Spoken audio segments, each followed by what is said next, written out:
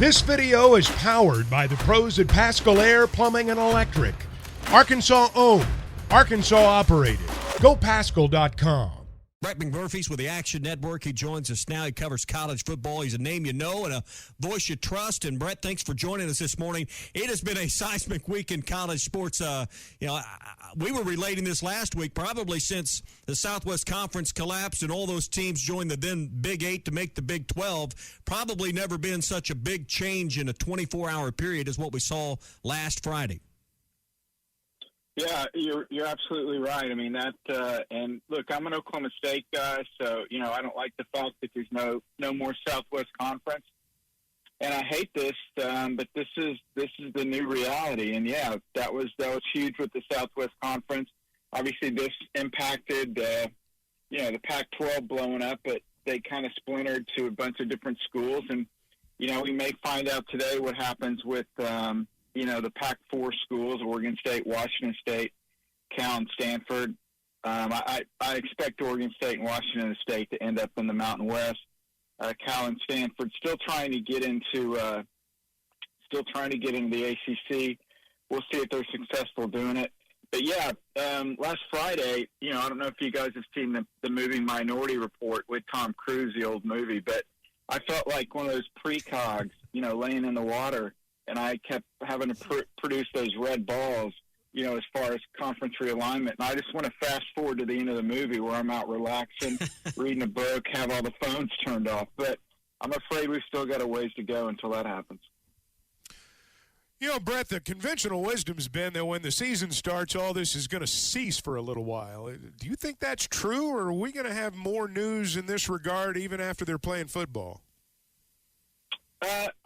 I think it should. I don't know. See, it will definitely slow down. I mean, a key date to look at is next week, August 15th. If any ACC schools want to leave before the 2024 season, they have to notify the ACC before August 15th.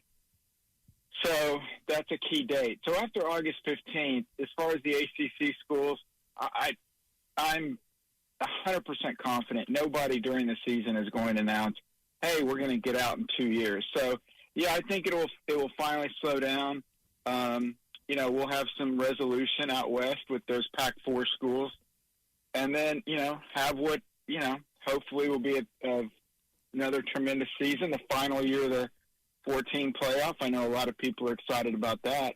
And then we move to the 12-team playoff next year. So I think we'll probably go maybe another more week, and then hopefully we could actually have a week or two leading up to the season where, people can talk about football and not wondering what conference they're going to end up in.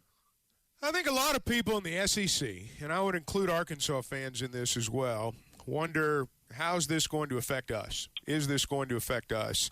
You mentioned next week, ACC. Sounds like Florida State thinks they've got a way out of this grant of rights deal. Clemson may too. Do you think that they'll announce before next week they're leaving the ACC, and whether it's announced or not, do you think the SEC is going to be their landing spot? If you would have asked me last week, I would have said yes. I think they're going to get out before August 15th. Now I don't think they're going to. I think they're going to wait. I mean, Florida State's president was very upfront in their Board of Regents meeting, a couple weeks ago, and basically said it's not if we leave, but when and how, and basically said they need a 12-month exit plan. So I'm not expecting either one to get out before August 15th. And about where they end up, that's the billion-dollar question. Because here's the deal. If you ask Greg Sankey, do you want to add Florida State and Clemson, he's probably not wanting to do that. He already has the state of Florida. He has the state of South Carolina. So when you add those guys, you're not really adding much value to the conference overall, and that's based on, the TV rights and all that stuff. However, the thinking then is, well, if you don't add them, they could go to the Big Ten. So would you rather add a school that maybe you don't want to add, they'd both be great members, or do you take them because you don't want the Big Ten to plant their flag down in the southeastern part of the United States? That's the unknown. there's not a right or wrong answer. It's a philosophy. I don't know what the SEC would do. I know Sankey was on with Feinbaum the other day, and he said, "Oh, we're not looking to do anything. We're fine. We're settled." Well, yeah, because nobody's available that they want. You know, if all these schools get out of the ACC, and you're right, Florida State thinks they can, but the ACC thinks they can't. So that's going to be, you know, a lot of rich lawyers, surprise, surprise, if this happens. But I've been told, actually, the two schools that would bring the most value to the SEC, one's Notre Dame, obviously, the golden goose for everybody. The other one might surprise you, and that's North Carolina. And I'm sure people are saying, why in the world North Carolina? What have they done? Well, on the field, not much compared to Clemson or even Florida State. But what they do is they bring in the largest state in the country that currently does not have either a Big Ten or SEC program. So you're bringing in a whole new set of eyeballs, a whole new, you know, almost it's like territory. And so that's somewhere I think the SEC would really look at. But yes, the FSU Clemson question. You know, a lot of people that I trust say there's no way we're adding those guys. Absolutely no way. And people that I trust say, yeah, the SEC would have to get those guys. Brett McMurphy, Action Network, with us on the McClarty-Daniel Hotline. So North Carolina would fit with some other things Sankey has said the last few weeks, and that's about contiguous footprint, not going into states like you're talking about and replicating where you're already at in South Carolina and Florida. North Carolina, from that regard, would make sense. Who else might make sense when you look at continuing the contiguous footprint that Sankey has spoken about?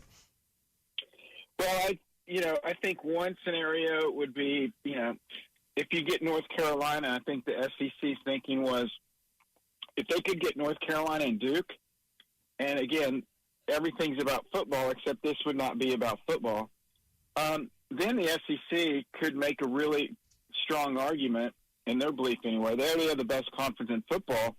You bring in North Carolina and Duke, then suddenly your basketball profile is going to increase, where they could challenge the Big 12 as the top basketball conference in the country. I know Sankey likes to you know, roll out the continuous state line all the time. I think ultimately they're going to take what's best. I mean, if they could get Notre Dame, they would no longer be continuous states. And by the way, that doesn't mean like you're the best conference because all your states are next to each other. If so, let's give the MAC the national champ because they've got 12 teams in like a 50-mile radius. And by the way, I love the MAC because they haven't had any realignment issues, you know, in the past several years. And I always joke, when the world ends, two things will survive: cockroaches and the MAC conference. Maction. Get some Maction on a Wednesday. So, hey, Brett, what about the playoff? 12 teams. It seems like all we're really certain about now is that there's going to be 12 teams. I mean, they're going to have to revamp all this, aren't they?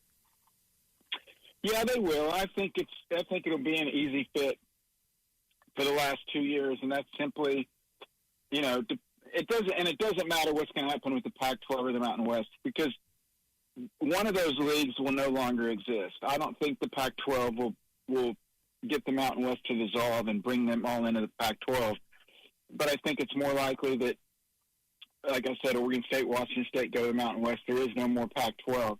So I think simply the final, we have 2 years of the 12-team playoff in the current contract. I think we'll just simply drop the automatic qualifiers from 6 conference champions down to 5 conference champions with automatic bids, and then that adds an additional at-large spot, which is obviously important to the SEC and Big Ten, since they're fairly confident they would get that spot. But what's going to be tricky is, even though they've agreed to go a 12-team playoff from the 2026 season on, there is no set format on how they're going to do that. They have to determine that. And those folks are the commissioners. So obviously the SEC and the Big Ten have the most power. So how will they want the future 12-team playoff to look? Will they want just simply the 12 highest-ranked teams? Will they only want 3 conference champs to get automatic bids? How will they want to do that? You know, I don't know. The one thing, I mean, I'd love if it was simply the 12 highest-rated teams. But I think one thing that would probably keep that from happening is then you wouldn't have the non-power conferences having any access to the playoff. And I think they have to make an exception for them. I can argue that, look, if you're not in the top 12, you shouldn't be in the playoff. I don't care what conference you're in. But again, they need to be able to include them somehow, some way. That's why they did the 6 champs for the last 2 years of this deal. So I think somehow they have an option to do that. But yeah, I think it'll be great because then you can lose 2 games, even maybe 3 games, and still get into a 12-team playoff. Where this year we've got Florida State and LSU opening up the Sunday night of the first weekend. I've got both of them ranked in my top 6 in the country. I don't think they're both going to finish in the top 6 because one of them is going to lose that game. And unfortunately, they're going to have to run the table to get to the college football playoff because of everything that the selection committee and everyone else has said about all the things they value. There's been one constant all 9 years, and that is you can't have 2 losses. So when we get to the 12-team playoff, hopefully this will encourage more big-time matchups because teams won't be penalized if they lose early and they don't feel like they have to go 12-0 or 11-1 to get in there. What do you think about the Razorbacks, Brett? Well, I was actually just looking with our guys that are a lot smarter than me that do our power ratings. I was actually looking at them right before I came on. We actually have them projected to be favored in 9 games. The only games that as underdogs are LSU, 10-point dog, Ole Miss, 7-point dog, and who am I missing? Oh, Alabama. Yeah. How could I forget Alabama? 11-point dog. Now, so you're saying they're favored against A&M is what you're also saying. Well, yeah. So, I was going to say there's a few games that basically there's literally 4 games that are basically a toss-up. A&M, we got Arkansas, a 2-point favorite. Mississippi State's a 6-point favorite. Actually, have you a 1.5-point favorite at Florida, basically a pick'em or a 1-point favorite against Auburn, and a 5-point favorite against Missouri. So, basically there's 4 or 5 toss-up games in there. So, obviously the job Sam's done there has been incredible. He's not only one of my favorite coaches, but one of my favorite people to deal with. He's outstanding. I don't need to tell you guys that. I think you guys are in a good position. I think, the BYU game is, BYU plays a different style. That's, week 3. If you get past that and then you have LSU, obviously LSU, I just talked about them. I think LSU could challenge Alabama in the West. But if LSU loses that Florida State game, that could really impact them. And I think Arkansas gets off to a fast start, and then just seeing how you guys do in those coin flip games after Alabama. But obviously, I do my bowl projections. I forgot where I have you guys, but you'll easily get past the 6-win deal. But whether you can get up to that 9 or 10 win mark, I think it depends on how some of these coin flip games play out the second half of the season.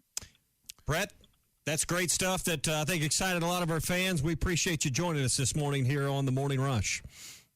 Hey, thanks for having me, guys. I appreciate it. BetOnline is your #1 source for all your betting needs. Get the latest odds, lines, and matchup reports for baseball, boxing, golf, and more. BetOnline continues to be the fastest and easiest way to place your wagers, including live betting and your favorite casino and card games available to play right from your phone. Head to the website or use your mobile device to sign up today and get in on the action. Remember to use our promo code BELIEVE. That's BLEAV for your 50% welcome bonus on your first deposit. Bet online, where the game starts.